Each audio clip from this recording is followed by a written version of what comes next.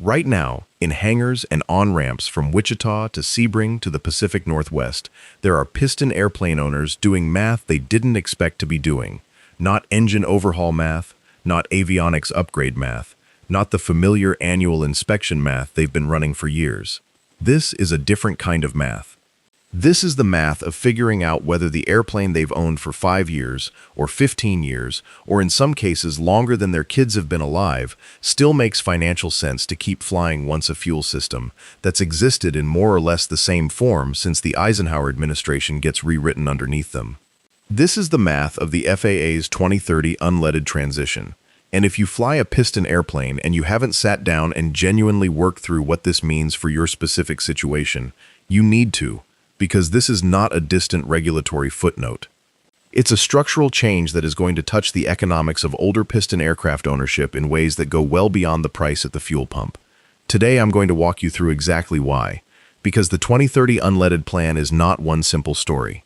It's a layered story about fuel chemistry and engine design and insurance, and avionics and resale values, and the demographics of who's actually flying older Piston airplanes right now, and every one of those layers connects to the others in ways that aren't obvious until you see the whole picture laid out at once.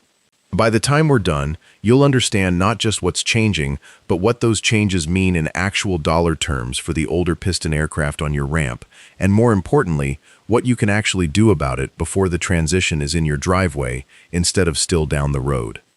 Before we get into it, go ahead and hit subscribe, because this is exactly the kind of structural, economics-first breakdown of general aviation that I do differently than most places you'll find it.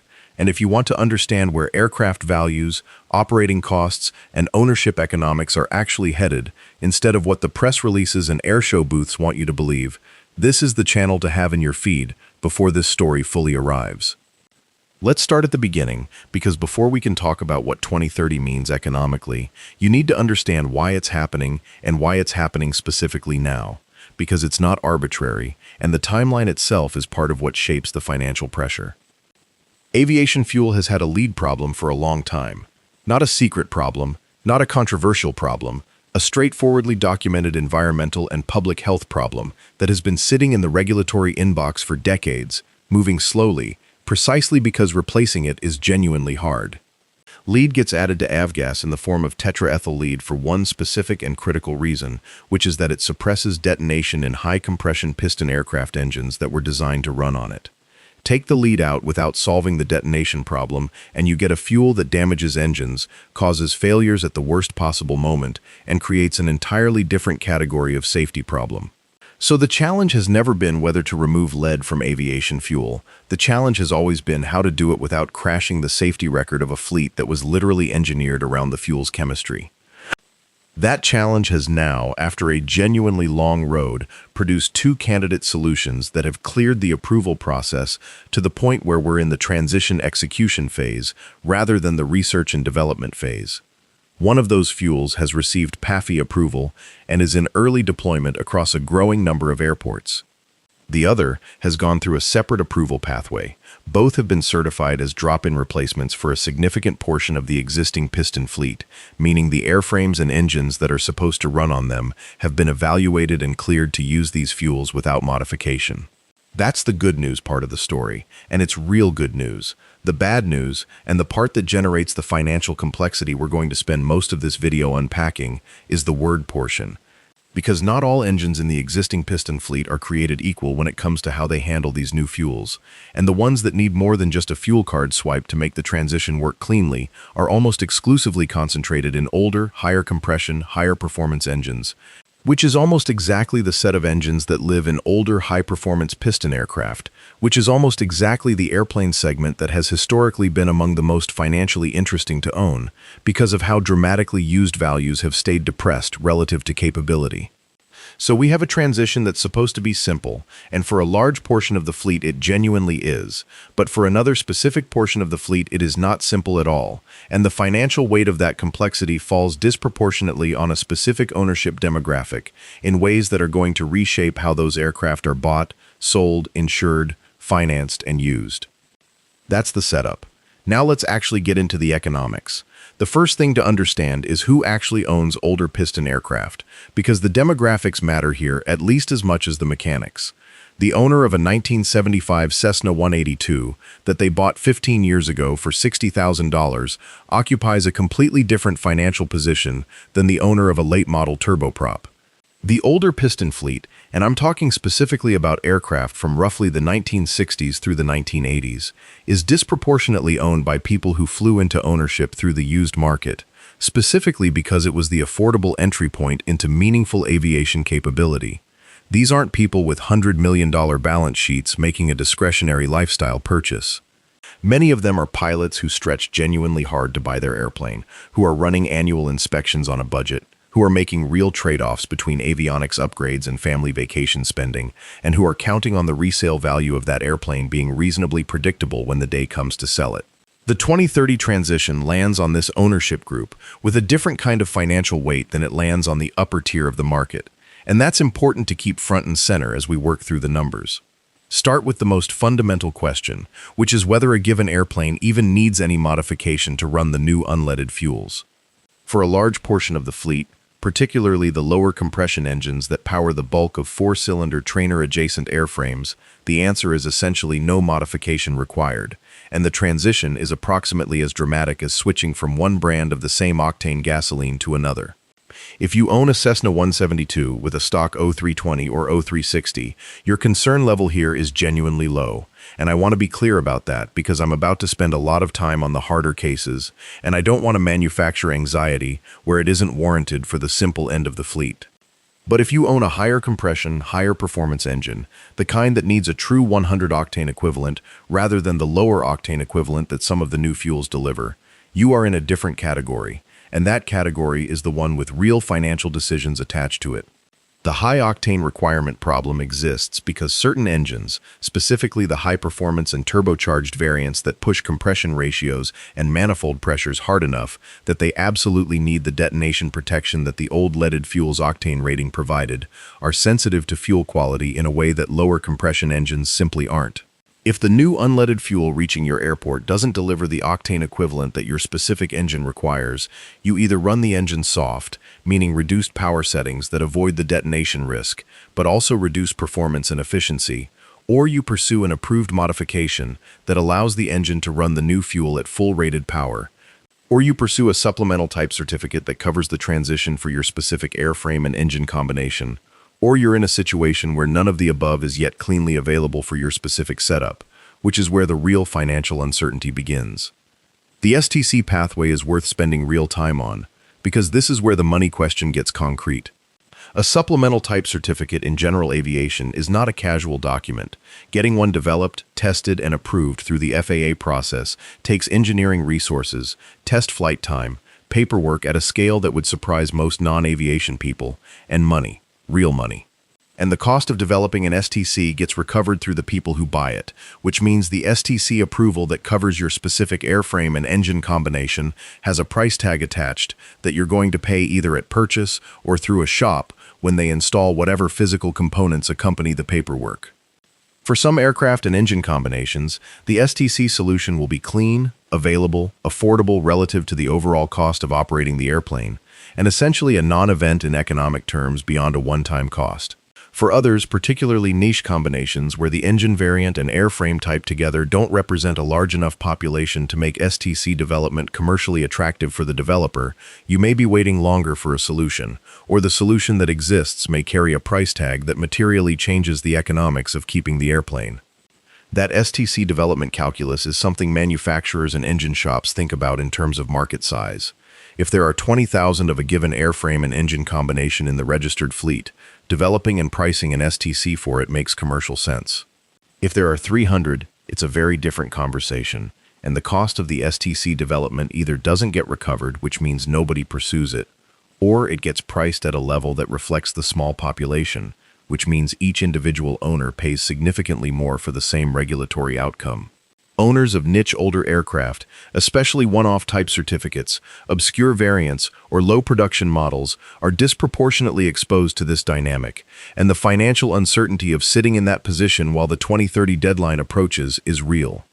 There's another layer to the transition economics that almost never gets discussed in the general coverage, and it's one that I think matters enormously for how you should be thinking about this as an aircraft owner.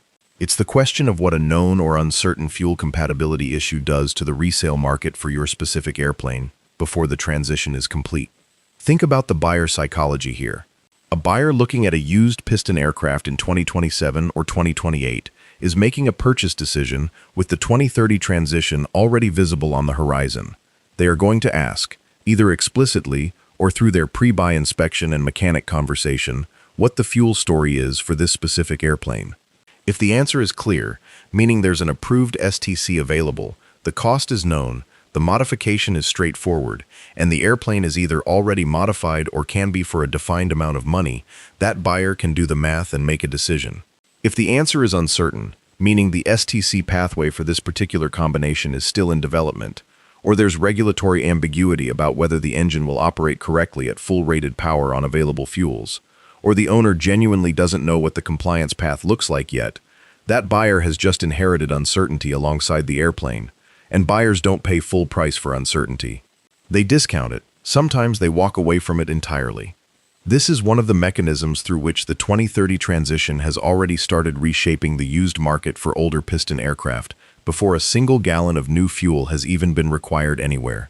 Sellers who haven't gotten ahead of the compliance question on their specific airplane are going to face it in every serious purchase conversation for the rest of this decade, and the sellers who navigate it best will be the ones who have a clear, documented, already executed answer, rather than a vague, "I think we're fine," response to the buyer's mechanic. Let me make this more concrete with a scenario that plays out at a lot of older aircraft transactions right now. Imagine you own a 1978 Piper Arrow with a turbocharged engine. It's a capable airplane, well-maintained, good logs, a reasonable IFR platform that has served you well. You decide to sell it in 2028, when the 2030 transition is close enough that every sophisticated buyer is going to have the fuel question at the front of their mind. Your mechanic has been broadly reassuring, but hasn't actually done a deep dive on the specific compliance path for your engine variant. You list it for what you believe is a fair market price, based on comparable sales from 12 months ago. The first buyer who gets serious sends their own mechanic for the pre-buy. The mechanic flags that the turbo variant has a higher octane requirement than the naturally aspirated version, that the STC covering it has a component that needs installation and is currently on backorder at a 4 to 6 month lead time, and that in the interim, the operator manual guidance is to derate the engine to avoid detonation risk at higher power settings. The buyer's insurance broker weighs in and says they'll cover the airplane, but at a slightly higher rate until the STC installation is documented and logged. The buyer comes back to the negotiating table, not with enthusiasm for the airplane's capabilities, but with a list of questions about what the compliance path costs, when it can be completed, and who's bearing that cost. That's not a hypothetical. That's a version of conversations that are already happening, and they're going to happen more frequently and with more financial weight behind them as 2030 approaches. The owner who's done the work and has a clean, documented answer to every one of those questions is in a fundamentally different negotiating position than the one who hasn't, and the difference in final sale price between those two situations is real money. Now let's talk about what the fuel transition actually does to the ongoing operating economics of flying older Piston aircraft. Because beyond the one-time compliance question, there's a monthly, per-hour cost story that plays out over the entire remaining life of the airplane. The new unleaded fuels are not going to be the same price at every airport, and the distribution transition is going to be uneven in ways that matter to operating cost. Right now, the established avgas infrastructure is 100 LL, which is available essentially everywhere that sells aviation fuel because it's been the standard for generations, and the supply chain is deeply optimized for it. The new unleaded alternatives are rolling out from a starting point of zero infrastructure at most airports, which means early availability is concentrated at specific locations, and the economics of the early rollout reflect that concentration. For pilots flying in areas with dense airport networks and early adopter FBOs who've invested in dual fuel capability, the transition may be nearly invisible from a fuel access standpoint within a few years. For pilots flying in rural areas, out of small county airports that operate on tight budgets and can't afford the infrastructure investment of adding a second fuel type overnight, the transition timeline for fuel availability at their home airport may stretch well beyond 2030, even if the regulatory deadline doesn't. That geographic unevenness has two specific economic consequences for older aircraft owners. The first is straightforward. If the fuel your engine is certified and approved to run isn't available at your home airport or the airports in your regular flying area, you have a practical problem that goes beyond compliance paperwork. You need either a modification that makes you compatible with whatever is available or an operational plan that routes you to airports carrying the right fuel, both of which add friction and cost that didn't exist before. The second consequence is subtler. The airports where new fuel availability arrives last tend to be the smaller, more rural airports that are disproportionately home to the older, lower-cost aircraft fleets we're talking about. The correlation between older Piston aircraft parked here and later new fuel availability is not perfect, but it's real enough to matter for planning purposes. There's also the question of what happens to the price of 100 LL as the transition progresses. This is genuinely one of the more uncertain economic variables in the whole story, and the range of possible outcomes is wide enough that it affects how you should think about the value proposition of older aircraft that haven't yet been modified for the new fuels. The basic economics of a commodity fuel work like this. As demand falls because more and more of the fleet transitions to the new unleaded options, the economics of producing and distributing 100 LL get worse because the production runs get smaller, the distribution network gets thinner as more airports drop it in favor of the new fuel, and the fixed costs of maintaining the lead additive supply chain get spread across a smaller volume.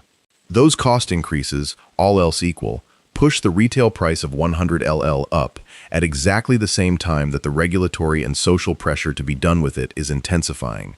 This is a dynamic that plays out with any fuel that's transitioning out, and it means that 100 LL dependent aircraft in the tail end of the transition period could be running a fuel that's simultaneously harder to find and more expensive per gallon than it is today. For an owner already running narrow margins on the operating cost of an older airplane, that's a compounding problem. How severe that price and availability squeeze actually gets depends on how fast the transition actually moves and what happens to the overall Piston fleet size over the same period, both of which are variables with genuine uncertainty attached to them. But the direction is fairly clear. Staying on 100 LL longer than necessary, whether because of STC availability delay or cost barriers or inertia, is almost certainly not going to get cheaper over time. The economic incentive to complete the transition sooner rather than later is going to grow as the transition progresses. Let's talk about what all of this does to the insurance market for older Piston aircraft, because this is where some of the least discussed financial pressure lives. Aviation insurance underwriters are in the business of evaluating risk, and fuel compliance status is going to become an increasingly visible line item in that risk evaluation as 2030 approaches. An aircraft that is operating on a fuel other than the one it's currently approved and certified to operate on is, from an underwriter's standpoint, not in compliance with its type certificate, and an aircraft not in compliance with its type certificate is a coverage question rather than a coverage certainty. Most owners don't think about this explicitly because the scenario seems abstract until it isn't. But the practical consequence is that an owner who's been slow to address fuel compliance and is operating in a gray area on their engine's fuel certification has created an insurance vulnerability that may not manifest until the worst possible moment, which is a claim. Beyond the pure coverage question, there's the more immediate issue of what happens to premiums for older aircraft fleets as the transition risk becomes better understood by underwriters. The aviation insurance market is not large, it's not highly competitive in the way that auto insurance is, and it has demonstrated over the past several years a willingness to tighten terms, raise rates, and exit certain market segments when the actuarial picture shifted in ways underwriters didn't like. We saw this with the owner-flown turbine market, we've seen it with certain geographic regions that faced increased weather risk, and there's a reasonable basis to expect that as the fuel transition creates documented uncertainty around engine operations in older aircraft, that uncertainty will show up in underwriting decisions before it shows up in any regulatory compliance calendar.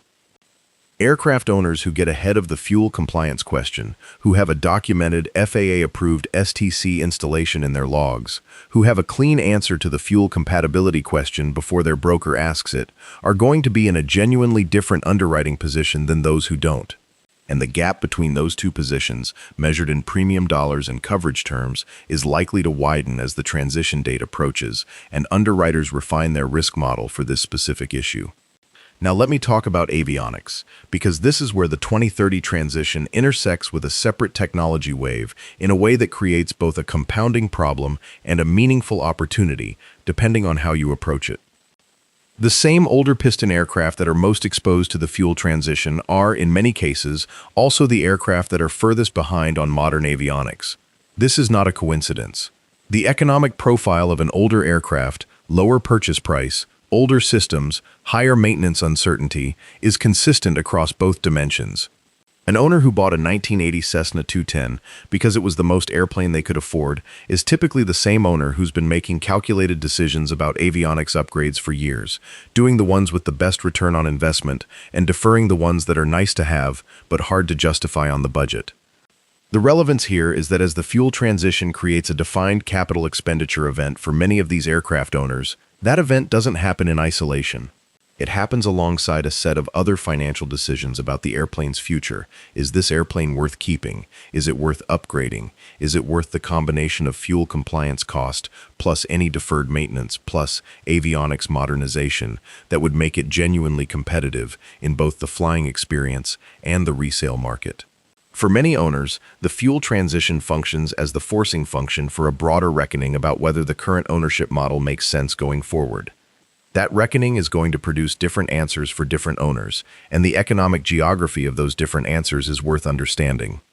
For owners of aircraft where the fuel compliance path is clear, affordable, and doesn't require major mechanical work, the answer is often to proceed with the compliance modification, potentially bundle it with an avionics upgrade that's been in the queue, and emerge from the transition with an airplane that's fully current on fuel, meaningfully upgraded in capability, and therefore positioned well in whatever the used market looks like in the mid-2030s. This is the scenario where the transition, despite its costs, actually ends up being value accretive for the airplane over a long enough time horizon, because a compliance-complete, avionics-current older airframe in good condition is going to occupy a very different market position than a compliance-uncertain one with aging systems. For owners of aircraft where the fuel compliance path is expensive, uncertain, or technically complex, the reckoning lands differently. If you're looking at a significant STC cost on top of a deferred engine overhaul, on top of an avionics system that's genuinely obsolete, the sum of those numbers against the current market value of the airplane forces a genuinely hard question about whether the investment makes sense relative to selling, or relative to upgrading to a different airplane that's already compliance complete, or relative to stepping back from ownership entirely in favor of rental or fractional access. The 2030 transition, in this scenario, is the financial event that crystallizes a decision that was always going to have to be made, just maybe not on this specific timeline. This is one of the ways the transition is going to reshape the economics of the older piston market at a fleet-wide level, not just for individual owners. The forcing function of a defined compliance deadline is going to accelerate decisions about aircraft that were in financial limbo, that their owners were holding on to out of inertia or nostalgia, or a genuine belief that they'd get around to the maintenance backlog eventually. When eventually gets turned into 2030, a meaningful share of those aircraft are going to move. Some will move into the hands of well-capitalized owners who intend to bring them into compliance and get the full value of the underlying airframe. Others are going to move toward the bottom of the market or out of the active fleet entirely, which has its own implications for what happens to aircraft values in the categories most affected. Let me spend some time on specific aircraft categories, because the generalities are useful for framing, but the specifics are what actually matter for the decisions you might be making about an airplane you own, or are considering owning. High-performance retractable singles from the 60s, 70s, and early 80s are one of the most interesting cases in the transition story.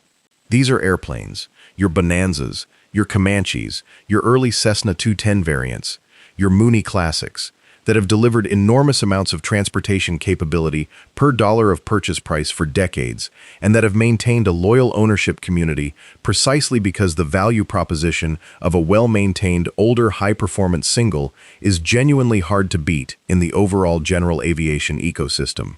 But these are also predominantly high-compression, high-performance engines, where the fuel transition question is not automatically simple, where the STC development landscape is still evolving, and where the per-unit compliance cost is not trivial. The good news for this category is that the ownership community is engaged, the advocacy organizations are organized, and the commercial incentive to develop STC solutions for these high-population aircraft types is real. The type clubs for these aircraft have been paying close attention to the fuel transition. Their legal and technical advisors have been involved in the regulatory process, and a number of aircraft in these categories are on pathways to well-supported, commercially available compliance solutions that should be accessible before the deadline creates genuine operational hardship. The transition cost is going to be real for these owners, but for many of the most common high-performance piston types, it's going to be a defined, manageable cost rather than an open-ended uncertainty. The harder cases are the ones with smaller populations and less organized support ecosystems. Unusual variants, niche manufacturers, aircraft with engine-airframe combinations that represent too small a population to attract commercial STC development interest. Owners of these types face a genuinely different risk profile. If the STC solution doesn't exist for your specific airplane, by the time the transition is complete, your compliance path either involves petitioning for specific approval through a different regulatory route, which takes time and expertise, or it involves operational limitations that reduce the utility of the airplane, or it involves an engine modification that changes the character of the aircraft in ways that aren't universally welcome. None of these outcomes are catastrophic, but all of them carry financial weight that isn't shared equally across the fleet. Aerobatic aircraft represent another specific case worth touching on, because the operating parameters are different in ways that make the fuel question more acute. Aerobatic maneuvers put dynamic stress on fuel systems and require fuel delivery reliability across unusual attitudes in ways that normal flight doesn't. And engines operating at high power settings during competition or training sequences are precisely the conditions where detonation risk is highest. For aerobatic aircraft owners, the margin for error on fuel quality is smaller, the certification requirements are stricter, and the consequence of a fuel compatibility problem is more immediate and dangerous than in normal operations. This community has been paying very close attention to the transition, as it should, and the regulatory process has been responsive to the specific concerns of aerobatic operators. But the practical uncertainty during the transition period is real, and owners in this category should be especially diligent about their specific compliance status, rather than assuming that fleet-wide approvals cover their situation. Now let's talk about the financing dimension, because this has been almost entirely absent from the popular coverage of the 2030 transition, and it matters quite a bit. Aircraft financing for older piston aircraft is already a challenging market compared to financing new aircraft. Lenders who finance aviation assets have always been more cautious with aging airframes because the collateral value is less predictable, the maintenance history is harder to standardize, and the pool of potential future buyers if the loan goes bad is smaller than it is for newer aircraft. These are realities that anyone who's tried to finance an older aircraft already knows from their conversations with aviation lenders. The fuel transition introduces a new variable into this picture that lenders are only beginning to fully process. An older piston aircraft whose fuel compliance status is uncertain or unresolved is collateral, whose value is less predictable than it would be if the compliance question were clean, because the set of potential future buyers for non-compliant aircraft is going to narrow as 2030 approaches, and then narrow further as the deadline passes. A lender holding a loan against that collateral has a risk exposure they didn't fully sign up for when they made the original loan, and lenders who are actively thinking about this are going to start incorporating it into their underwriting for new aviation loans on older aircraft, and in some cases, into their portfolio management on existing loans. What this means practically is that owners of older piston aircraft who are considering any refinancing, who are hoping to leverage equity in their aircraft for any purpose, or who have loans coming up for renewal, should be thinking about their fuel compliance status as a financial asset or liability in the lender conversation, rather than just a regulatory checkbox. A compliance-complete aircraft with documentation is cleaner collateral than one that isn't, and in a financing market that's already cautious about older piston aircraft, that cleanliness has measurable value. For buyers considering financing an older piston aircraft purchase over the next few years, the same logic applies from the opposite direction. The compliance status of the aircraft you're buying is a variable in your financing math, not just your operating cost math, because it affects how easily you can eventually resell the aircraft, how stable the collateral value is during your loan term, and what options you have if circumstances change and you need to exit the asset before your original plan called for it. Let's talk about what the transition means, specifically for the flight training market. Because the economics of the 2030 plan land differently on a flight school fleet than they do on a private owner, and the flight training fleet is enormous by number of aircraft, even if it isn't enormous by average aircraft value.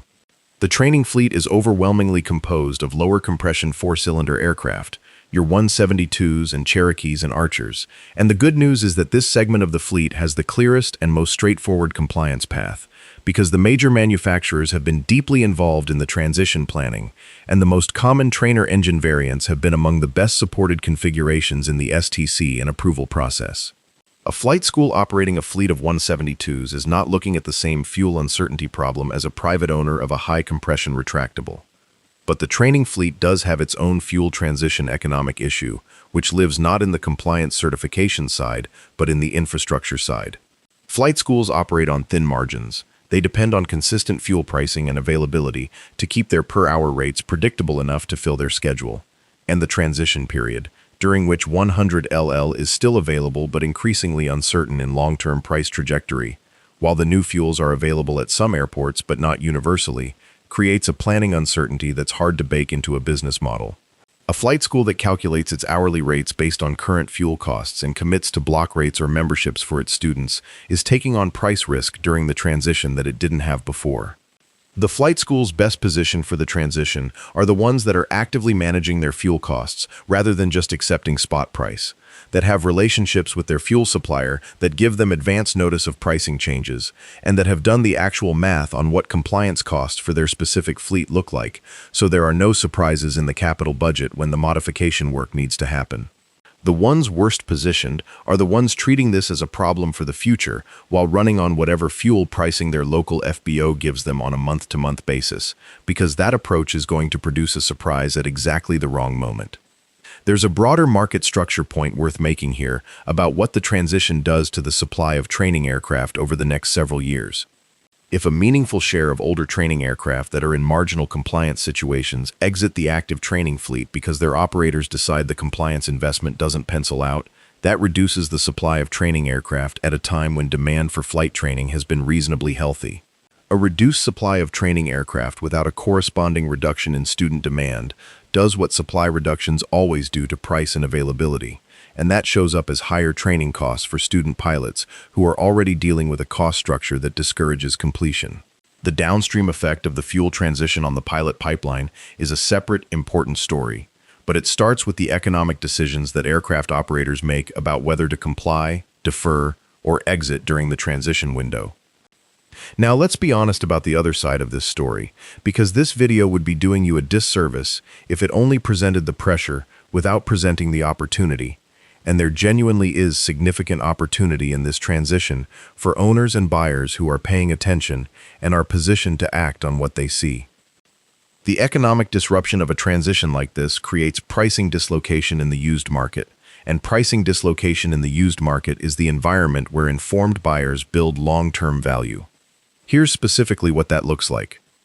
As the 2030 deadline approaches and the uncertainty premium on non-compliant aircraft grows, there is going to be a segment of the market that discounts non-compliant aircraft to levels that are below what their fundamental aeronautical capability warrants, specifically because sellers are afraid of the compliance question and would rather take less money for a fast exit than deal with the uncertainty. That creates a buying opportunity for buyers who have actually done the homework on the compliance path for that specific aircraft type and know that the STC exists, the cost is defined, the modification is straightforward, and the post-compliance value of the aircraft is meaningfully higher than the discount price the panicked seller is accepting. The gap between the seller's uncertainty discounted price and the compliance complete value is, in essence, a reward for doing research that the seller didn't do. This is not a theoretical concept. It's a real dynamic that plays out in any market where a known technical or regulatory transition creates uncertainty that is not uniformly distributed, meaning where some buyers have better information than others about what the compliance path actually involves. The buyers who have invested in understanding the specific details of the 2030 transition for the specific aircraft types they're interested in are going to find deals in this market that buyers operating on general impressions and ambient anxiety are not going to find. because they're going to recognize compliant or easily compliant aircraft being priced as if they were non-compliant, and they're going to recognize genuinely difficult compliance situations being priced as if they were simple, and they're going to know the difference. That information advantage is specifically why I keep coming back to the importance of doing this analysis at the level of your specific aircraft type and engine variant, rather than at the level of Piston GA in general. The correct analysis for a naturally aspirated O360 owner is genuinely different from the correct analysis for a turbocharged TO520 owner, and both of those are genuinely different from the correct analysis for an owner of a high-performance engine variant that sits in a low-population aircraft type. The general story is the same across all of them, which is that the transition is real, the deadline is defined, and the economics of non-compliance are getting worse over time. But the specific implications vary enormously by type, and the only way to actually act on that variation is to know your specific situation in detail. Let me walk you through a framework for actually doing that analysis, because I want to leave you with something actionable rather than just a landscape of things to worry about.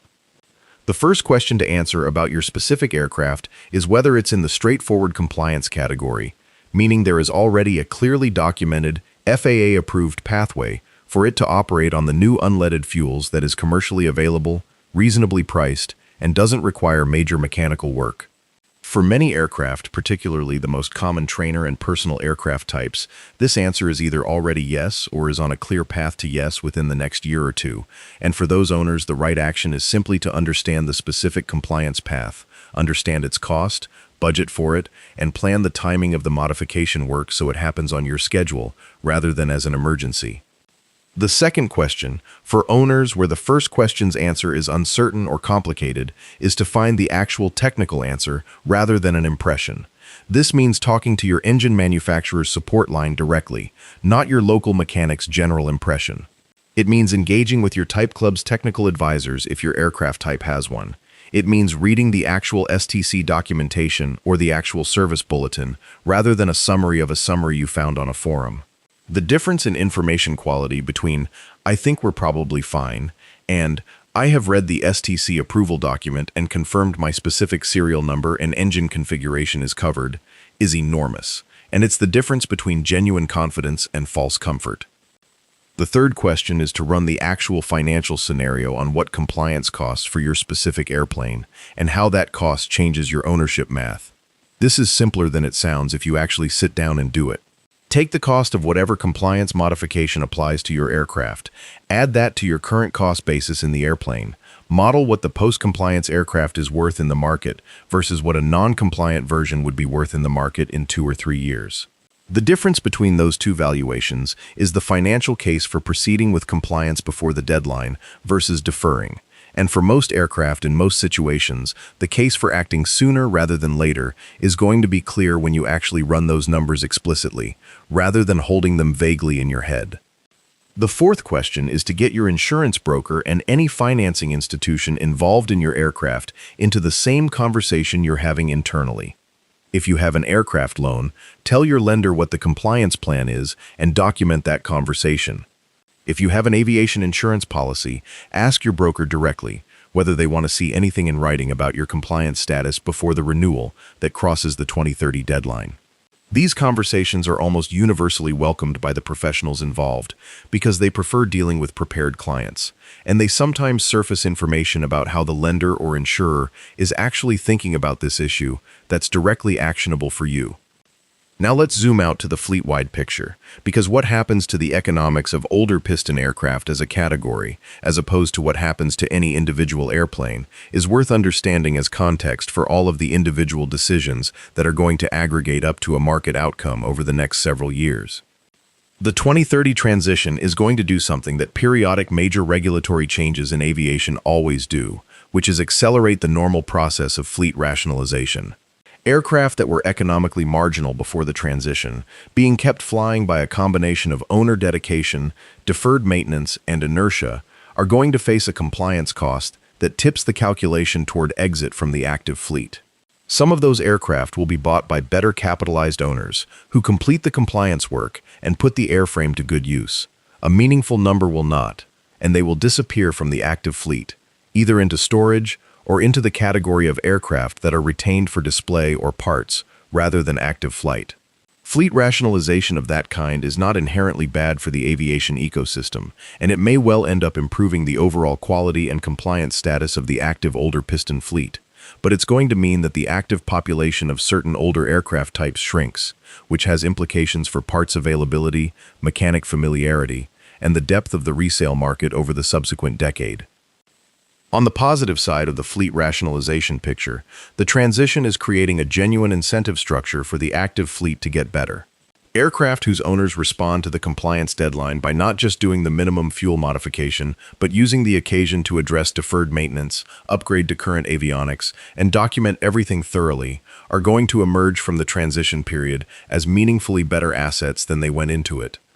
And the used market for that class of aircraft, compliance complete and well documented, is likely to be quite healthy as the transition completes, because the cohort of buyers who want older aircraft capability at lower than new prices doesn't go away just because the fuel chemistry changes. If anything, an older aircraft with clean compliance documentation and good maintenance records is going to be a more differentiated asset in the post-2030 market than it was in a world where compliance status was either irrelevant or universally uncertain. The secondary market dynamic here is important to understand explicitly. Right now, as the transition is in progress but not complete, the used market for older piston aircraft is in a period of heightened uncertainty that depresses prices across the category somewhat, specifically because buyers are applying an uncertainty discount even to aircraft whose compliance path is actually clear and affordable. Once the transition is substantially complete, that broad uncertainty discount should lift from the compliant aircraft, and the market can reprice based on the actual fundamentals of the airplane rather than the ambient anxiety about fuel. The owners who got to compliance early, who have the documentation, who can show any buyer exactly where they stand, are going to be the ones who recapture the most value when that repricing happens.